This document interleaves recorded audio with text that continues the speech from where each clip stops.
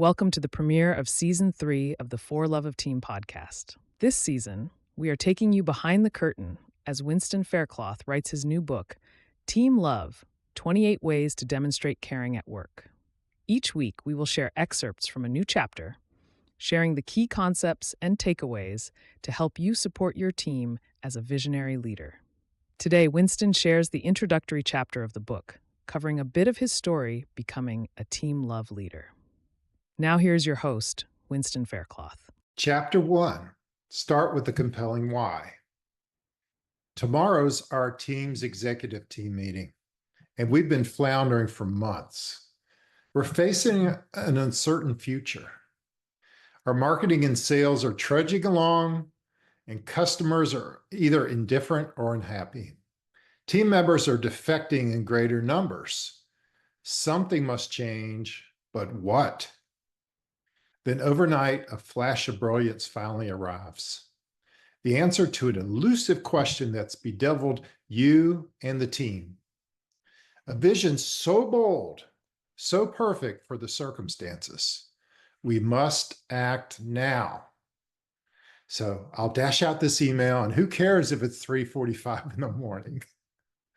Well, thankfully, we have a visionary leader like you at the helm, who loves big challenges, who sees plenty of opportunities for growth. This is your superpower. And often, because we have the most information, the most command of context, we can generate multiple competing options that come naturally to us. So later, over lunchtime, we enthusiastically, as the leader, bring these alternatives to the team, casting our vision in multiple scenarios to create ownership and buy-in. We live for these moments.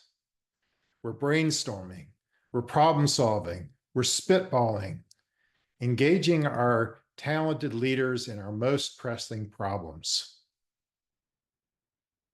Yet, our effort to involve our leaders in this work can sometimes be met with unexpected silence.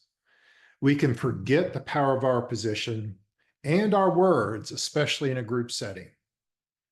Our ideation can feel like delegation, overwhelming the team with lots of new projects. And clearly, unless we clearly state our intention and invite our teams into problem solving, we can cause lots of confusion. So let's start with a compelling why.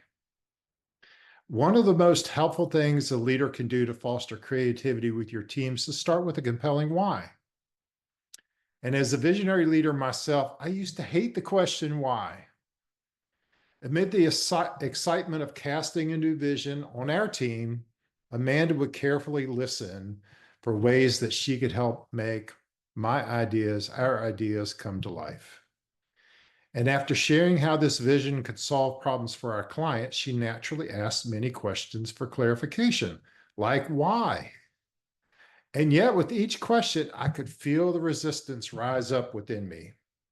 In many ways, I felt like she was questioning my vision. And inside, I'm thinking, I've tapped you to take on this important project, and I trust you to do it. That should be enough.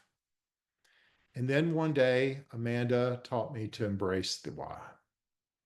She said to me, in essence, Winston, when I understand the why, it helps me anticipate the project's needs. It unleashes my creativity in new ways. I feel more ownership and excitement to get things done. Well, today, now I welcome the why. Why has become one of the two most important questions I can answer as a leader, especially when we're beginning something new. Casting a compelling why helps our team members understand the potential benefits of when we act, and also addresses the consequences if we do not. Ultimately, why unleashes newfound creativity and purpose, making work more fulfilling, building trust and understanding, helping to spread team love across the entire organization. Now, here's some ideas for some further action for you. If why is one of your challenges, having a compelling why is one of your challenges. So first, as a visionary leader, you probably have more ideas than bandwidth on your team. So you may need to begin with several potential solutions to the problem at hand.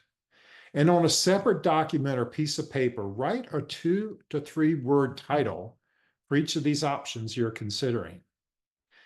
Okay, now next, list out several statements about each option, each looking at 2 critical possible paths. First, the consequences for not acting. What happens if you don't take action? And secondly, what are the key benefits for taking action now? Looking at those side by side can be super helpful for you. You're going to look at those side by side because it's going to help you determine, of all these ideas you've laid out, are there any options you would prioritize ahead of others?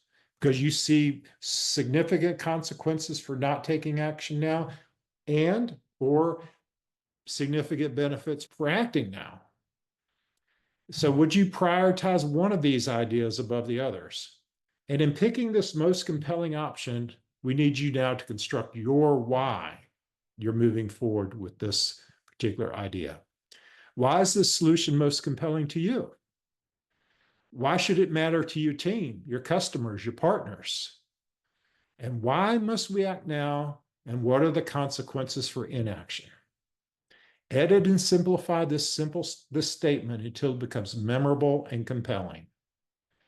The process of you deciding between several great options solves a big challenge for your team, namely keeping them focused on a single project or priority at this decisive moment with a very compelling why. Thanks, Winston. We invite you to share your feedback and biggest takeaways on our website at forloveofteam.com/blog and look for today's chapter episode. Thanks for listening. Remember that by loving our people who love our customers, your visionary leadership comes to life. We hope to see you next time on the For Love of Team podcast.